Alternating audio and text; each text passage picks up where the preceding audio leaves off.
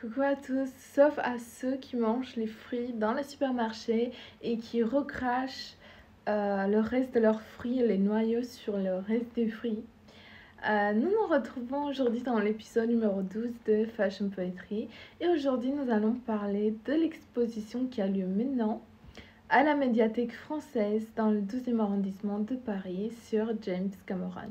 Comme vous le savez, c'est un réalisateur et producteur qui a fait beaucoup de films à succès comme Terminator, Abyss, Aliens, Avatar et Titanic, entre plein d'autres. Et j'ai adoré cette exposition et je vais vous en dire beaucoup plus. Donc, je suis allée voir l'exposition aujourd'hui et j'avais tellement hâte de vous en parler que j'ai pas pu attendre. Donc, pour faire court, j'ai adoré cette exposition, j'ai aimé, j'ai beaucoup aimé. Il y a tellement de choses à dire, je sais même pas par quoi commencer. Donc, en fait, cette exposition, elle retrace ses débuts. Donc, depuis sa jeune enfance jusqu'à ses débuts dans le cinéma, jusqu'à ses films à succès. Donc, on voit qu'il a commencé très jeune par le dessin. Et c'est le dessin qui a été son tremplin et qui l'a aidé d'entrer dans l'univers cinématographique d'Hollywood. Donc, il a dessiné beaucoup, il dessinait surtout pendant ses cours, sur ses cahiers, etc. Et c'était chouette parce qu'ils exposaient des croquis, des pages de ses cahiers avec ses dessins. Et déjà, de un, il était très talentueux. Il l'est toujours, je pense. Et c'est dingue, en fait, de voir le début, en fait, où tout a commencé là, en fait. Et il n'avait qu'il faisait des dessins en cours et qu'il n'avait aucune idée de ce qui allait arriver après, en fait. C'est dingue. Et du coup, ils expliquaient quelles étaient ses inspirations. Donc, d'une part, c'était la lecture. Il lisait beaucoup de livres sur la science fiction, sur les extraterrestres, les monstres. Il y avait un côté BD, aussi tout ce qui est planète, nature, etc. Et ses rêves. Il rêvait beaucoup de choses assez étranges, assez extraordinaires. Et du coup, il expliquait que le matin, dès qu'il se réveillait, il prenait un croquis ou un carnet et il refaisait ses rêves, ce qu'il se rappelait. Il commençait par exemple par des choses abstraites et vastes et après il reprenait un détail et il essayait de se rappeler le plus possible de ses rêves dès son réveil. Et du coup, il y a ces deux choses-là qui ont le plus influencé au départ sa carrière. Et du coup, quand je vous disais que c'est son tremplin, c'est parce qu'en fait, il a commencé sa carrière en tant qu'illustrateur d'affiches de films dans des studios. 1 à 2 affiches lui permettaient de vivre tous les mois et lui permettaient d'avoir le temps suffisant pour se consacrer à ses activités cinématographiques. Voilà. Et du coup, il a aussi travaillé beaucoup sur des effets spéciaux, des arrière-plans dans les films avec d'autres artistes. Et c'est ensuite qu'il a commencé à faire ses films. Et en fait, c'est dingue de voir à quel point le dessin l'a aidé à entrer dans ce monde et à quel point le dessin a été un élément important tout au long de sa carrière. Aussi parce que toutes ces idées, tous ces films viennent de son imaginaire, entre autres.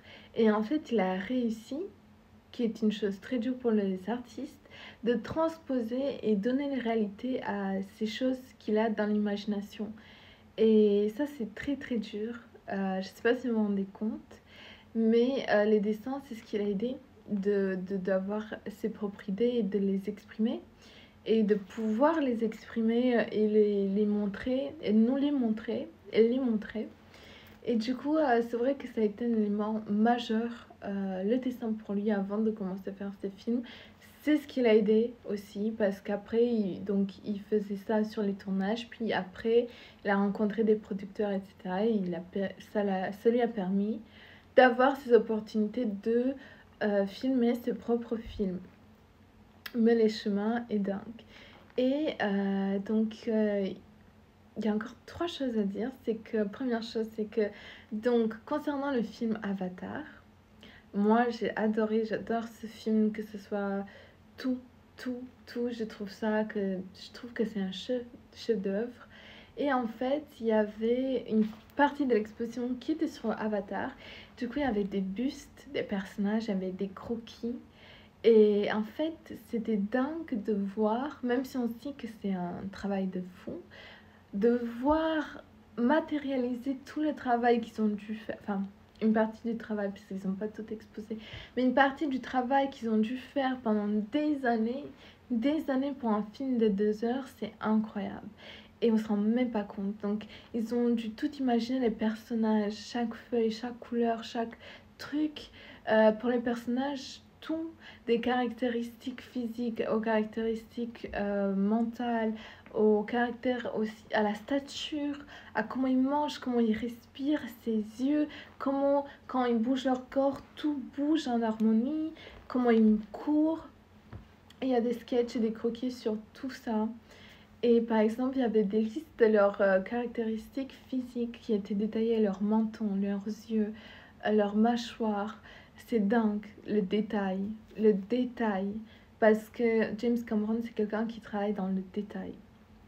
Et, euh, et du coup, cette partie était incroyable de voir tout ça. Parce qu'en fait, du coup, ça permet de voir les films d'une manière différente et de les apprécier encore plus et de se rendre compte des détails, de remarquer des détails qu'on n'avait peut-être même pas remarqué finalement. Et, et aussi, par exemple, le film Abyss.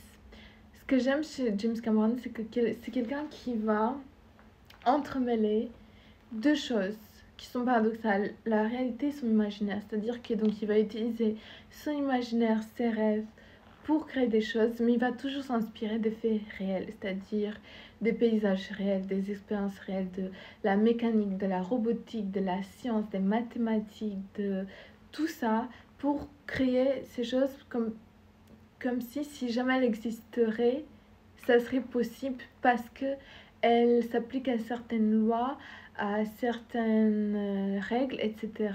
Par exemple, pour les navettes spatiales, etc., ils appliquent les principes de l'aérodynamique, de la mécanique, etc., pour que ce soit plausible finalement, même s'il y a ce côté science fiction. Il a aussi un côté, un penché pour tout ce qui est l'humain et sa relation avec la nature, qui se voit beaucoup dans l'Avatar aussi. Et du coup, par exemple, pour Abyss, il est allé faire des plongées dans les profondeurs pour voir les paysages, pour voir à quoi ça ressemble, la lumière, les textures, ce monde sous-marin, pour s'inspirer le plus proche possible de la réalité pour son film. Donc, il a mélangé son imaginaire, sa créativité avec le réel. Il est allé plonger dans le monde sous-marin pour être le plus proche possible de la réalité. Et pour terminer avec le film Titanic, que j'adore, que j'ai vu je ne sais combien de fois, il allait faire des expéditions et lui, ou avec des caméras sous-marines, pour regarder l'épave, je ne sais pas combien de fois. Il a regardé des sketchs, des plans, des archives. Il a essayé de refaire toute l'architecture, les matières, tout le plus proche de la réalité possible et le plus fidèle. Donc il a tout travaillé et minutieusement pour s'en rapprocher le plus possible de toutes les manières imaginables. Et par exemple, une partie des sketchs des dessins de Jack, euh, elles ont été dessinées par James Cameron. Du coup, je trouve, enfin, moi, c'est quelqu'un que j'aime beaucoup, j'adore ses films et voir tout son travail, tout son chemin de vie, tout ce qu'il a été capable, il est capable de faire, tout le travail derrière, ça ne fait qu'accroître mon plaisir de regarder ses films et à quel point j'adore tout ce qu'il fait. Ses films, je trouve ça incroyable, son talent et tout le travail qu'il a effectué pour en arriver là où il est.